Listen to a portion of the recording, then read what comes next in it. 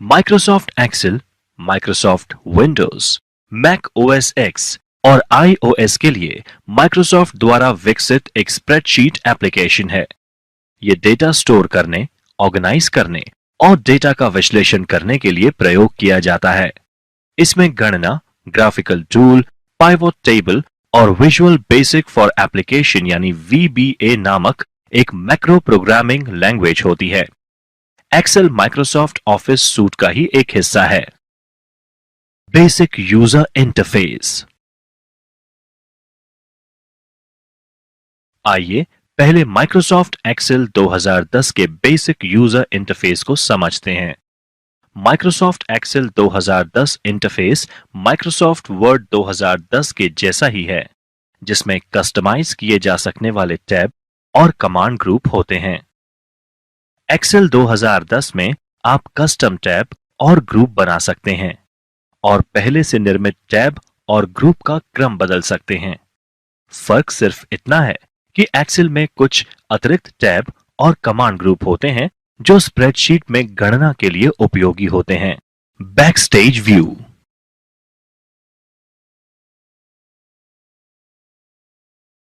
आप file tab पर click करने के बाद माइक्रोसॉफ्ट ऑफिस का बैकस्टेज व्यू देख सकते हैं। ऑफिस बैकस्टेज व्यू आपको शीट सेव करने, खोलने, प्रिंट करने और शेयर करने के बहुत विकल्प प्रस्तुत करेगा, जिसका डेमो आपने माइक्रोसॉफ्ट वर्ड अध्याय में आपके लिए प्रदर्शन दस्तावेज साझा करने के लिए विकल्प देता देखा। बैकस्टेज व्यू में उपलब्ध विभिन्न विकल्पों में है save, save as, open, close, info, recent, new, print, save and send, help, option और एग्जिट। एक नया वर्कशीट बनाना। एक नई वर्कशीट बनाना। MS एक्सेल में एक नई वर्कशीट बनाना बहुत सरल है। जैसा कि पहले बताया गया है, डिफॉल्ट रूप से प्रत्येक नए एक्सेल वर्कबुक में 3 वर्कशीट होती हैं। शीट 1, शीट 2 और शीट 3 नाम से 3 टैब एक्सेल वर्कबुक में नीचे दिखाई देते हैं, जो अलग अलग वर्कशीट दर्शाती है। एक नई वर्कशीट जोड़ने के लिए बस शीट 3 टैब के आगे दिए गए टैब पर क्लिक करें। आप वर्कशीट को राइट क्लिक कर रीनेम का प्रयोग कर नाम भी परिवर्तित कर सकते हैं। इसी तरह वर्कशीट को डिलीट किया जा सकता है, कॉपी किया जा सकता है या उसी वर्कबुक अथवा नई वर्कबुक में एक नई पोजीशन पर ले जाया जा सकता है। 2 या 2 से अधिक वर्कशीट को ग्रुप भी किया जा सकता है। अगर आप चाहते हैं कि एक वर्कशीट में किया गया परिवर्तन एक से अधिक वर्कशीट में रिफ्लेक्ट हो। वर्कशीट को ग्रुप करने के लिए पहली वर्कशीट का चयन करें, कंट्रोल की दबाए रखें और अन्य वर्कशीट का चयन करें जिन्हें ग्रुप किया जाना है और उसके बाद कंट्रोल को रिलीज करें। सॉर्टिंग और फिल्टरिंग। मूल रूप से सॉर्टिंग एक विशेष क्रम में अपने वर्कशीट के डेटा का आयोजन करना है। उदाहरण के लिए एक स्कूल के छात्रों की सूची अंग्रेजी की वर्णमाला के अनुसार या कक्षावार या रोल नंबर वार या जन्मतिथि के ऑर्डर में या किसी अन्य ऑर्डर में सॉर्ट की जा सकती है। वर्णमाला के क्रम में सॉर्टिंग। एक सेल में कॉलम का चयन करें जिसे आप सॉर्ट करना चाहते हैं। इस उदाहरण में हमने एक कॉलम में एक सेल का चयन किया है। होम टैब पर एडिटिंग ग्रुप में सॉर्ट और फिल्टर कमांड पर क्लिक करें। A से Z का चयन करें। अब श्रेणी यानी कैटेगरी कॉलम में जानकारी वर्णमाला के क्रम में आयोजित हो जाएगी। छोटे से बड़े क्रम में सॉर्ट करने के लिए एक कॉलम में सेल का चयन करें जिसे आप सॉर्ट करना चाहते हैं। एक कॉलम जिसमें संख्या प्रविष्ट हो। होम टैब पर एडिटिंग ग्रुप में सॉर्ट और फिल्टर कमांड पर क्लिक करें। छोटे से बड़े यानी स्मॉलेस्ट टू लार्जेस्ट का चयन करें। अब जानकारी छोटी से बड़ी राशि के क्रम में आयोजित हो जाएगी। नोट: बड़े से छोटा करने के लिए रिवर्स संख्यात्मक क्रम भी कर सकते हैं। फिल्टरिंग। इसी तरह फिल्टर सुविधा को परिणाम के सटीक और आवश्यकता अनुसार ही सीमित डेटा प्रदर्शित करने के लिए इस्तेमाल किया जा सकता है। उदाहरण के लिए, अगर आप केवल उन रो अथवा पंक्तियों को जिसमें छात्र एक विषय में 70 से अधिक अंक हासिल किया है का डेटा प्रदर्शित या शामिल करना चाहते हैं तो डेटा के मार्क्स कॉलम का उपयोग कर फिल्टर किए जा सकते हैं। फिल्टर करने के लिए वह डेटा सेलेक्ट करें जिसे आप फिल्टर करना चाहते हैं। डेटा टैब पर सॉर्ट एंड फिल्टर ग्रुप में फिल्टर पर क्लिक करें। डेटा टैब पर सॉर्ट और फिल्टर ग्रुप में कॉलम हेडर में फिल्टर ड्रॉप डाउन तीर पर क्लिक करें, जिससे एक सूची प्रदर्शित होगी जिसमें आप फिल्टर विकल्प तय कर सकते हैं। वैल्यू से चयन करने के लिए सूची में select all check box clear करें। यह सभी चेक बॉक्स से टिक मार्क हटा देगा।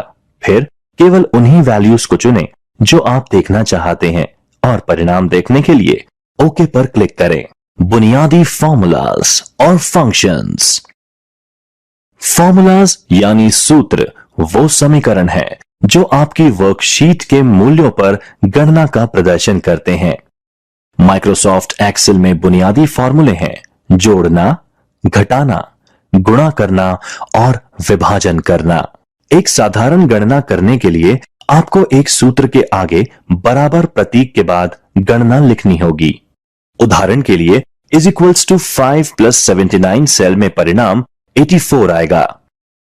इसी तरह कई ऑपरेशंस को भी एक सूत्र में किया जा सकता है। बराबर 5 + 89 × 56/8। एक सेल में कई ऑपरेशंस के लिए एक्सेल के ऑपरेशन एक विशिष्ट क्रम पर आधारित फॉर्मूले से होते हैं। इसमें सबसे पहले ब्रैकेट की गणना होती है और उसके बाद एक्सपोनेंशियल गणना और उसके बाद गुणा और भाग जो भी सूत्र में पहले आता है और अंत में जोड़ और बाकी इनमें से जो भी पहले आता है। एक्सेल 2010 की गणना में अक्सर इस्तेमाल होने वाले कुछ बुनियादी फंक्शन है। सम यह फंक्शन आर्गुमेंट में सभी सेल्स के मूल्यों को जोड़ने का काम करता है। एवरेज यह फंक्शन आर्गुमेंट में सभी सेल्स के मूल्यों का औसत निकालने का काम करता है। काउंट एक दिए गए सेल रेंज में आइटम की संख्या गिनता है। काउंटिफ यह दिए गए सेल रेंज में वस्तुओं की संख्या गिनता है अगर वह एक मानदंड के उल्लेख को पूरा करते हैं। मैक्सिमम यह आर्गुमेंट में उपस्थित सभी सेल्स के मूल्यों में से अधिकतम को मान देता है। मिनिमम यह आर्गुमेंट में उपस्थित सभी सेल्स के मूल्यों में से न्यूनतम को मान देता है। कॉन्केटनेट 2 या 2 से अधिक टेक्स्ट की स्ट्रिंग्स को जोड़ता है। लेफ्ट एक स्ट्रिंग के बाईं ओर से शुरू करते हुए कितने अक्षर यानी कैरेक्टर्स हैं इसकी संख्या बताता है। राइट एक स्ट्रिंग के दाईं ओर से शुरू करते हुए कितने अक्षर यानी कैरेक्टर्स हैं उनकी संख्या बताता है। लेन टेक्स्ट स्ट्रिंग की लंबाई को बताता है। ट्रिम एक टेक्स्ट की शुरुआत और अंत में उपस्थित रिक्त स्थान को निकालता है। लोअर किसी टेक्स्ट स्ट्रिंग के सभी कैरेक्टर्स को लोअर केस में बदलता है। अपर किसी टेक्स्ट स्ट्रिंग के सभी कैरेक्टर्स को अपर केस में बदलता है। व्यूकअप टेबल के पहले कॉलम में उपलब्ध मूल्य को दूसरी कॉलम में ढूंढकर उसके सामने की वैल्यू को ढूंढता है। यह विभिन्न वर्कशीट्स और वर्कबुक में भी हो सकता है। राउंड दी गई संख्या तक एक नंबर को पूर्णांक बनाता है। राउंड डाउन दी गई संख्या तक शून्य की ओर नंबर को पूर्णांक बनाता है। राउंड अप दी गई संख्या तक शून्य से 2 नंबरों को पूर्णांक बनाता है। चार्ट माइक्रोसॉफ्ट एक्सेल में चार्ट द्वारा डेटा का चित्रमय या ग्राफिकल प्रदर्शन किया जाता है। चार्ट की सहायता से आपके श्रोता आपकी प्रेजेंटेशन में संख्याओं के पीछे छिपे अर्थ को आसानी से समझ सकते हैं तथा तुलना और रुझान को दिखाना बहुत आसान हो जाता है। एक चार्ट में कई एलिमेंट या तत्व होते हैं जिसमें से कुछ डिफॉल्ट रूप से प्रदर्शित होते हैं जबकि दूसरों को आवश्यकता के अनुसार जोड़ा जा सकता है। आप भी प्रदर्शन बदलने के लिए विभिन्न चार्ट तत्वों को हटा या जोड़ सकते हैं। एक चार्ट के मुख्य एलिमेंट एक चार्ट में बहुत से एलिमेंट्स होते हैं। आप चार्ट एलिमेंट को दूसरी जगह स्थानांतरित कर या रिसाइज कर या फॉर्मेट बदलकर उसका प्रदर्शन बदल सकते हैं। कुछ चार्ट एलिमेंट्स को हटाया भी जा सकता है अगर आप उन्हें दिखाना नहीं चाहते। आइए चार्ट के विभिन्न एलिमेंट्स के बारे में जानते हैं। Chart title.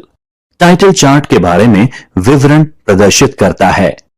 Chart area, plot area, vertical axis या वैल्यू एक्सिस। वैल्यू एक्सिस संख्यात्मक पैमाना है जो डेटा पॉइंट वैल्यू को दिखाता है। एक बार चार्ट में हॉरिजॉन्टल एक्सिस ही वैल्यू एक्सिस होती है। हॉरिजॉन्टल एक्सिस या कैटेगरी एक्सिस, ये वह लाइन है जहां बहुत सी डेटा सीरीज व्यवस्थित की जाती है। यह चार्ट का हॉरिजॉन्टल भाग है। बार चार्ट वर्टिकल एक्सिस ही कैटेगरी एक्सिस कहलाती है। लेजेंड। चार्ट पर प्रत्येक डेटा सीरीज किस कलर में प्रदर्शित होगी, यह लेजेंड द्वारा निर्णय लिया जाता है। जटिल चार्ट्स के लिए यह एक महत्वपूर्ण घटक तत्व है। डेटा पॉइंट्स, हॉरिजॉन्टल बार यानी क्षैतिज बार, लाइंस, कॉलम और अन्य डेटा मार्कर। Data series. एक वर्कशीट में रो या कॉलम से संबंधित डेटा पॉइंट को एक साथ डेटा सीरीज में ग्रुप किया जाता है। डेटा सीरीज में चार्ट के सभी संबंधित डेटा पॉइंट होते हैं। अगर चार्ट में एकाधिक डेटा सीरीज होती है तो उनके कलर और स्टाइल अलग अलग रहते हैं। Data labels. डेटा पॉइंट की वास्तविक वैल्यू डेटा लेबल्स कहलाती है। Grid lines. प्लॉट एरिया में दिखाई देने वाली हॉरिजॉन्टल लाइन ग्रिड लाइंस कहलाती हैं। एक नया चार्ट बनाना। कॉलम और बार चार्ट की तरह अधिकांश चार्ट के लिए आप एक वर्कशीट पर रो या कॉलम में व्यवस्थित डेटा से चार्ट प्लॉट कर सकते हैं। हालांकि कुछ प्रकार के चार्ट्स जैसे पाई चार्ट और बबल चार्ट में एक विशिष्ट डेटा व्यवस्था की आवश्यकता होती है। वर्कशीट पर वह डेटा अरेंज कर लें जो आप चार्ट पर प्लॉट करना चाहते हैं। एक्सेल अपने आप यह पता लगा लेता है कि आपके डेटा को चार्ट में प्लॉट करने का सबसे अच्छा तरीका कौन सा है। उन सेल का चयन करें जिसमें वह डेटा है जो आप चार्ट बनाने के लिए काम में लेना चाहते हैं। यदि आप केवल एक सेल चुनते हैं, एक्सेल अपने आप ही उसके पास के उन सभी सेल्स का डेटा चार्ट बनाने के लिए उपयोग कर लेता है। रिबन पर इंसर्ट टैब पर क्लिक करें और चार्ट समूह ग्रुप में इच्छित चार्ट श्रेणी का चयन करें। उपलब्ध चार्ट टाइप देखने के लिए इंसर्ट चार्ट डायलॉग बॉक्स पर क्लिक करें और फिर एरो पर क्लिक कर विभिन्न चार्ट टाइप स्क्रॉल कर देखें। चार्ट टाइप का चयन करें। डिफॉल्ट रूप से चार्ट वर्कशीट पर ही एक एम्बेडेड चार्ट की तरह जुड़ जाता है। चार्ट मॉडिफाई या फॉर्मेट करना। एक बार आप चार्ट इंसर्ट कर देते हैं, चार्ट टूल्स का एक सेट प्रदर्शित होने लगता है जिसमें 3 टैब रिबन पर दिखते हैं। ये तीनों टैब तभी दिखते हैं जब चार्ट का चयन किया रहता है। आप इन 3 टैब्स के उपयोग कर चार्ट को मॉडिफाई कर सकते हैं। 3 टैब्स हैं डिजाइन, लेआउट और फॉर्मेट टैब।